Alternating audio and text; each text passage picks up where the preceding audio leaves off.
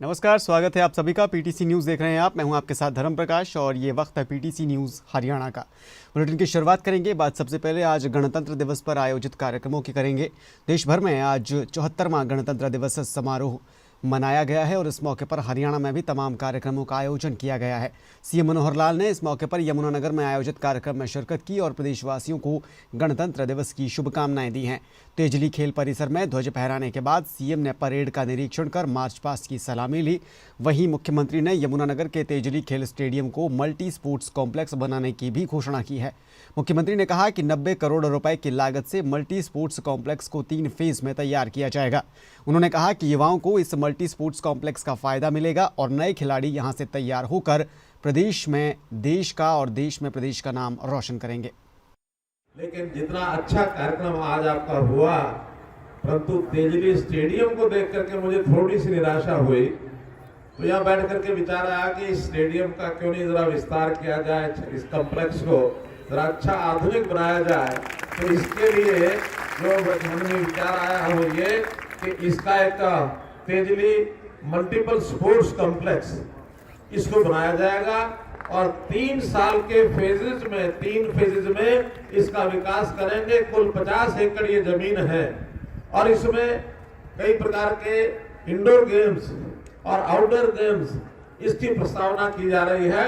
और इसमें जैसे फर्स्ट फेज के अंदर wrestling, boxing, taekwondo, judo, kabaddi, lawn tennis, archery, rifle shooting आदि ये सब इस अगले साल के अंदर ये सारे कार्यक्रम शुरू कराने की योजना बना दी गई है। तो सीएम मनोहर लाल ने यमुनानगर में तिरंगा फहराया, जबकि राज्यपाल बंडारू दत्तात्रेय इस दौरान कुरुक्षेत्र में आयोजित कार्यक्रम में पहुंचे थे। राज्यपाल ने यहां ध्वजारोहण किया और परेड की सलामी ली। पुलिस लाइन में ये प्रदेश स्तरीय गणतंत्र दिवस समारोह यहां पर आयोजित किया गया था। इस मौके पर राज्यपाल बंडारू दत्तात्रेय ने कहा कि आज हम आज़ादी के मतवालों की वजह से ही खुली हवा में सांस ले पा रहे हैं। इस मौके पर विशेष आकर्षण का केंद्र हरियाणा पुलिस के घुड़सवार और हरियाणा पुलिस का डॉग स्क्वाड रहा। साथ ही विभिन्न सांस्कृतिक कार्यक्रमों का भी इस दौरान आयोजन किया गया है। हर भारतवासी का कर्तव्य बन गया। उनके सपनों को साकार करने के लिए प्रशासनिक व राजनीतिक व्यवस्था होना जरूरी था। इसी व्यवस्था को कायम करने के लिए भारत रत्न बाबा साहेब डॉक्टर भीमराव अंबेडकर ने संविधान की रचना की। और इस बीच नेता विपक्ष भूपेंद्र सिंह हुड्डा ने चंडीगढ़ में ही ध्वजारोहण किया है। हुड्डा ने कांग्रेस कार्यालय में आयोजित कार्यक्रम में शिरकत की और प्रदेशवासियों को बधाई दी है। हुड्डा ने कहा कि सारी दुनिया में हिंदुस्तान का संविधान सबसे बेहतरीन है और संविधान बनने में तकरीबन 3 साल लगे थे और 284 नेताओं ने संविधान का निर्माण किया। इनमें खासतौर पर डॉक्टर भीमराव अम्बेडकर, डॉक्टर राजेंद्र प्रसाद और पंडित जवाहरलाल नेहरू की अहम भूमिका रही। हुड्डा ने कहा कि हमारा संविधान हर व्यक्ति को बोलने का, विचार रखने का, कोई भी धर्म अपनाने का और पूर्ण स्वतंत्रता का अधिकार देता है और समस्त प्रदेशवासियों को गणतंत्र दिवस की हार्दिक शुभकामनाएं। आज तमाम भारतवर्ष में 74वां गणतंत्र दिवस बहुत ही धूमधाम के साथ मनाया जा रहा है। इस अवसर पर मैं सभी प्रदेशवासियों को बहुत बहुत शुभकामनाएं और बधाई देता हूं कि आज हमारा जो गणतंत्र, जो एक बहुत मजबूत, हमारे जो पूर्वज, हमारे नेताओं ने, जो कांग्रेस पार्टी ने जो संघर्ष किया, जो अंग्रेजों को भगा करके जो आज़ादी प्राप्त की, जिस गणतंत्र में हम कोई भी अपनी पूजा पद्धति अपनाने का हमें अधिकार दिया, इस गणतंत्र में हमें अपने अभिव्यक्ति की आज़ादी का अधिकार दिया कि हम कोई भी अपनी बात बड़े स्पष्ट ढंग से कह सकते हैं। और अब 4 तस्वीरें गणतंत्र दिवस समारोह की आपको दिखाते हैं। अंबाला, रोहतक, पानीपत और पलवल की ये तस्वीरें हैं जहां पर गणतंत्र दिवस के मौके पर सांस्कृतिक कार्यक्रमों का आज आयोजन किया गया है। अंबाला में अनिल विज ने ध्वजारोहण किया और प्रदेशवासियों को शुभकामनाएं दी, जबकि रोहतक में राज्य मंत्री कमलेश ठांडा पहुंची थी, जिन्होंने राजीव गांधी खेल परिसर में आयोजित समारोह में शिरकत की। वहीं पानीपत में स्थानीय शिवाजी स्टेडियम में धूमधाम से गणतंत्र दिवस समारोह आज मनाया गया है। प्रदेश ऊर्जा मंत्री रंजीत चौटाला ने समारोह में बतौर मुख्य अतिथि शिरकत की और उन्होंने राष्ट्रीय ध्वज फहराकर परेड की सलामी ली। वहीं पलवल की अगली तस्वीर आप देख रहे हैं, जहां पर मंत्री मूलचंद शर्मा पहुंचे थे। नेताजी सुभाष चंद्र बोस स्टेडियम में आयोजित कार्यक्रम में उन्होंने तिरंगा फहराया और प्रदेशवासियों को बधाई दी है। आज यहाँ राष्ट्रीय ध्वज फहराना मेरे लिए बहुत गर्व और सौभाग्य की बात है। खुशी के इस मौके पर मैं आप सभी को हार्दिक बधाई एवं शुभकामनाएं देता हूं। भाइयों बहनों, सन 1950 में आज ही के दिन हमारा संविधान लागू हुआ था। इसी संविधान के कारण हम सभी को समान न्याय, स्वतंत्रता एवं समानता का अधिकार मिला है। आज यह राष्ट्रीय ध्वज फहराना हमारे लिए बड़े गर्व और सौभाग्य की बात है। खुशी के इस मौके पर मैं आपको सभी को हार्दिक बधाई और शुभकामना देता हूँ। भाई और बहनों, सन 1950 में आज ही के दिन हमारा संविधान लागू हुआ था। इसी संविधान के कारण हम सभी को समान न्याय, स्वतंत्रता, समानता अधिकार मिलता है। आज इसी अवसर पर मैं बाबा साहब डॉक्टर भीमराव अम्बेडकर के शहीद संविधान और सभा के तमाम सदस्य को नमन करता हूँ। तो ये 4 तस्वीरें आपने देखी और अब हरियाणा के बाकी जिलों का भी हाल आपको दिखाते हैं। प्रदेश भर में 74वां गणतंत्र दिवस आज मनाया गया है और इस दौरान प्रदेश भर में रंगारंग सांस्कृतिक कार्यक्रमों का भी आयोजन किया गया है। ये खास रिपोर्ट देखिए।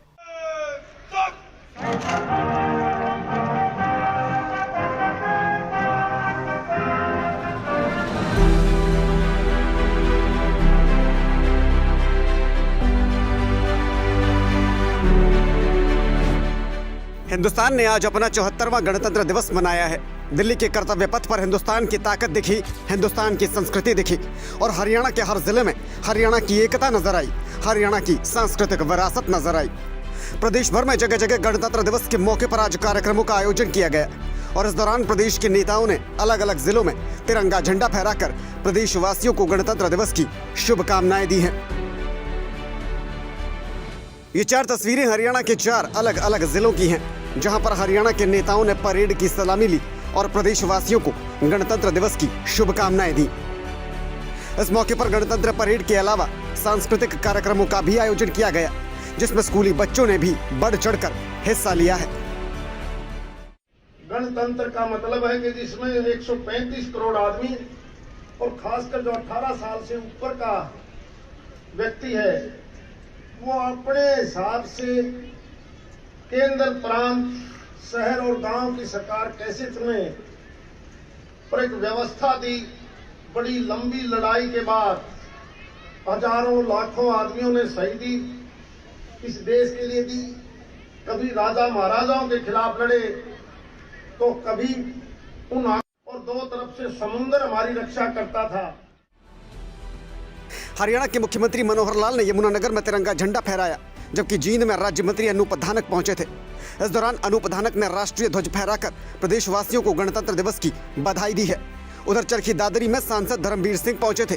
सांसद धर्मवीर सिंह ने इस दौरान शहीद स्मारक पर जाकर शहीदों को श्रद्धांजलि दी और उन्हें नमन किया। उधर फरीदाबाद में बल्लभगढ़ के दशहरा मैदान में गणतंत्र समारोह मनाया गया, जिसमें केंद्रीय राज्य मंत्री कृष्णपाल गुर्जर पहुंचे थे। गुर्जर ने राजा नहर सिंह पार्क स्थित शहीद स्मारक में पहुंचकर शहीदों को नमन किया और प्रदेशवासियों को गणतंत्र दिवस की शुभकामनाएं दी। वहीं नूह में YMD कॉलेज में भी कार्यक्रम हुआ था, जिसमें स्थानीय मंडल आयुक्त विकास यादव पहुंचे थे और उन्होंने तिरंगा झंडा फहराकर प्रदेशवासियों को गणतंत्र दिवस की शुभकामनाएं दी हैं। Bureau report, PTC news, Haryana. एक बार फिर आपका स्वागत है। 74वां गणतंत्र दिवस देश आज मना रहा है और हरियाणा में भी तमाम कार्यक्रमों का आयोजन किया गया है। कर्तव्य पथ पर दिल्ली में देश की ताकत को दुनिया ने देखा, लेकिन हरियाणा के पिहोवा में आज मंत्री संदीप सिंह को लेकर विरोध भी नजर आया है। गणतंत्र दिवस के मौके पर संदीप सिंह को पिहोवा में राष्ट्रीय ध्वज फहराना था, लेकिन महिला कोच के शोषण के आरोपों में घिरे संदीप सिंह के खिलाफ इस दौरान पिहोवा में विरोध हुआ है। आम आदमी पार्टी, इनेलो, खाप पंचायतें और स्थानीय लोगों ने इस दौरान संदीप सिंह के खिलाफ नारेबाजी की और उनके कार्यक्रम का बहिष्कार करने की कोशिश की। इस दौरान भारी संख्या में पुलिस बल भी तैनात किया गया था और पुलिस के भी पुख्ता इंतजाम नजर आए हैं। संदीप सिंह के ध्वजारोहण के दौरान वहां मौजूद प्रदर्शनकारियों ने नारेबाजी शुरू कर दी, जिसके बाद कुछ प्रदर्शनकारियों को पुलिस ने हिरासत में भी ले लिया। हरियाणा की सरकार जो है वो संविधान और कानून के सिर पे पैर रखना चाहती है, लेकिन हरियाणा की जनता इसकी इजाजत नहीं देगी। हम अपने तिरंगे को, हम अपने संविधान को जो है पूरा परवान चढ़ाएंगे और संदीप सिंह की गिरफ्तारी की मांग करेंगे।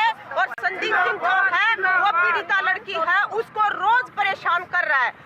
उसको जो है जो काम करने की जगह वहाँ पे धमकाया जा रहा है। उसके मकान मालिक उसको परेशान कर रहे हैं। उसके जो और भी जानने पहचानने वाले हर जगह से चरित्र के सर्टिफिकेट लड़की के लिए जा रहे हैं। तो जब तक वो कैबिनेट में बैठा हुआ है तब तक वो न्याय नहीं होने देगा। आज हम यहाँ इकट्ठे हुए हैं खेल मंत्री संदीप सिंह का विरोध करने के लिए, और जिस बलात्कारी से, जिस यौन शोषण करने वाले से ये लोग तिरंगा फहरा रहे हैं, हम इस चीज का विरोध कर रहे हैं। और एक यौन शोषण करने वाले से, एक बलात्कारी से, एक महिला विरोधी से झंडा फहराना झंडे का भी अपमान है। वैसे तो भाजपा झंडे का सम्मान को लेकर के तरह तरह के ढकोसले जनता के सामने रखती है, लेकिन सबसे ज्यादा तिरंगे का अपमान भी करने वाले यही लोग हैं। और आज एक चीज इनके सामने साबित हो गई है और इसलिए हम लोग इनका विरोध कर रहे हैं। और पिहोवा में संदीप सिंह के खिलाफ इस प्रदर्शन के दौरान पुलिस ने राष्ट्रवादी कांग्रेस पार्टी की नेता सोनिया दुहान को हिरासत में लिया। इस दौरान बड़ी संख्या में संदीप सिंह के खिलाफ लोगों ने नारेबाजी भी की। मौके से सोनिया दुहान को हिरासत में लेने के बाद पुलिस उन्हें थाने ले गई और करीब 4 घंटों बाद संदीप सिंह का कार्यक्रम खत्म होने के बाद ही सोनिया दुहान को रिहा किया गया। सोनिया ने कहा कि सरकार की घटिया सोच थी कि संदीप सिंह को झंडा फहराने की इजाज़त दी गई। उन्होंने कहा कि वो हमेशा इस सरकार के खिलाफ लड़ती रही हैं और आगे भी लड़ाई लड़ती रहेंगी। यो संदीप सिंह ऐसा दरिंदा युग घटिया आदमी, इसने झंडा फहराने की सरकार परमिशन देवे या कितनी गंदी सरकार है आपने सारा ने पता होना चाहिए। और मैं आज ही नहीं, मैं आगे भी इस सरकार के खिलाफ लड़ती रहूंगी। मैं हमेशा लड़ी हूँ। संदीप सिंह जो जिस पे 354 की धारा लग रही है, 354 की धारा लग दे उड़े, कैसे एक सरकार उसको झंडा फहराने के लिए भेज सकती है? मुझे ये बात समझ में नहीं आ रहा। भेज रखी है तो उसको तो वैसे ही नहीं आना चाहिए झंडा फहराने के लिए किसी के सामने, और वो आया है तो उसकी गलत बात है। और हम यह बात, हरियाणा की बेटी, उसने उसके कपड़े फाड़े हैं, एक लड़की के कपड़े फाड़े, उसकी इज्जत पे हाथ डाला है। और ईब कहना मैं उरे पेवा कह के जाऊं, ये संदीप सिंह आगे कितने बढ़ के दिखा दियो और इसने मैं देखूंगी और मैं रोकूंगी और मेरा कर लियो सरकार के करेगी, जड़ लेके जाना ले जियो। और यू सारे बैठे हैं मेरे गले, सारा हरियाणा खड़ा है, ना छोरी कल्ली ना मैं कल्ली। अगली खबर का रुख करेंगे। कांग्रेस के राष्ट्रीय महासचिव, पूर्व राष्ट्रीय महासचिव दिग्विजय सिंह के बयान पर सियासी घमासान शुरू हो रहा है। इस सियासी घमासान में हरियाणा के गृह मंत्री अनिल विज ने कांग्रेस को 2 यूनिफॉर्म पहनने की सलाह दी है। विज ने इसे लेकर ट्वीट किया और कांग्रेस पार्टी पर तंज कसते हुए हमला बोला है। अपने ट्वीट में विज ने कहा कि कांग्रेस को व्यक्तिगत बयान के लिए अलग रंग की यूनिफॉर्म और पार्टी के ऑफिशियल बयान के लिए अलग रंग की यूनिफॉर्म डालने के आदेश अपने नेताओं को दे देने चाहिए।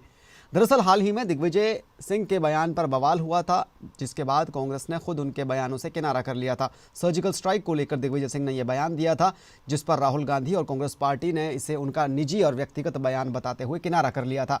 इसी को लेकर विज ने तंज कसा है और कहा है कि अब कांग्रेस को अपने नेताओं को अलग अलग यूनिफॉर्म पहनानी चाहिए, ताकि पता चले कि कौन सा बयान पार्टी का ऑफिशियल बयान है और कौन सा बयान नेता का व्यक्तिगत बयान है। कांग्रेस पार्टी को अपने कार्यकर्ताओं और नेताओं के लिए 2 रंग की यूनिफॉर्म से निर्धारित करनी चाहिए। जब वो व्यक्तिगत बयान दे रहे हों तो एक रंग की डाल लें, और जब वो पार्टी का ऑफिशियल बयान दे रहे हों तो दूसरे रंग की वर्दी डाल लें, ताकि किसी प्रकार का असमंजस या भ्रांति ना हो और ना ही दिग्विजय सिंह द्वारा राष्ट्र विरोधी बयान दिए जाने के बाद जयराम रमेश को और राहुल गांधी को स्पष्टीकरण देना पड़े। एक बार फिर आपका स्वागत है। पीटीसी न्यूज़ हरियाणा देख रहे हैं आप, और अब बात एक किसान की करेंगे। हरियाणा का एक किसान इन दिनों दूसरे किसानों के लिए प्रेरणा का स्रोत बना हुआ है। जींद जिले का ये किसान नारनौल में केंद्रीय विश्वविद्यालय पहुंचा था, जहां इस किसान की प्रदर्शनी विद्यार्थियों को भी प्रेरित कर रही है। केंद्रीय विश्वविद्यालय में पहुंचे जींद जिले के किसान हवस सिंह की बंजर जमीन थी, जहां कभी अन्न का एक दाना तक नहीं उगता था, लेकिन किसान की मेहनत और उनकी लगन से आज उसी बंजर ज़मीन पर स्ट्रॉबेरी की शक्ल में सोना उग रहा है। हरियाणा का ये किसान पिछले कई सालों से इस तरह की खेती कर रहा है। किसान हवा सिंह ज़्यादा पढ़े लिखे नहीं हैं और वो सिर्फ आधा एकड़ में ऑर्गेनिक खेती कर लाखों कमा रहे हैं। किसान हवा सिंह अब अन्य किसानों को इस खेती का प्रशिक्षण भी दे रहे हैं। इसी के तहत आज वो अपनी खेती की पैदावार लेकर महेंद्रगढ़ के गांव जाटपाली स्थित हरियाणा केंद्रीय विश्वविद्यालय पहुंचे थे। यहाँ कई राज्यों के विद्यार्थी पढ़ा करते हैं। उन्होंने विद्यार्थियों को इस तरह की खेती के बारे में जागरूक भी किया। उन्होंने बताया कि वो एक बार हिमाचल गए थे, जहाँ स्ट्रॉबेरी की खेती देखकर हरियाणा में भी इस तरह की खेती करने का उन्होंने मन बनाया। उनकी खेती से प्रभावित होकर हरियाणा के डिप्टी सीएम दुष्यंत चौटाला भी उनकी खेती देखने पहुंचे थे और तब उन्होंने पॉली हाउस और सौर ऊर्जा आधारित ट्यूबवेल की दुष्यंत चौटाला से मांग की थी। सर ऐसे है कि 52 योजना जो सरकार ने चलाई थी वो मान लो मेरे छोटे किसान हैं, सब्जी का जो काम करते हैं वो छोटे किसान करते हैं। और 52 योजना में सरकार ने ये चलाया था भाई 4-5 सब्जियां ली थी, उसके अंदर आलू गोभी मान लो इस तरह के आइटम लिए थे जो 4 रुपये किलो 3 रुपये किलो बिक रहे हैं। सरकार आपको 5 रुपये किलो के दाम देवेगी। तो हमारी गोभी 1.5 रुपये किलो 2 रुपये किलो फूल गोभी बिकी। दफ्तर के अंदर हम गए एंट्री करवाने के जी हमारी गोभी नहीं बिकने लग रही है। अल्लाह भाई का एकड़ में वो जाके एकड़ पूछे जी एकड़ हम रेडी वाला किसान कहाँ से लेके आएगा। वो लगा रहा तो एक कनाल लगा रहा 2 बीघा, लेकिन हमारा वो मान लो चक्कर काटने में हम तो परेशान हो जाए जी। तो सरकार का ये 52 योजना जो चलाई है ये किसान के लिए मेरे हिसाब से तो बेनिफिट बैठा नहीं है जी। ये चीज़ है सर।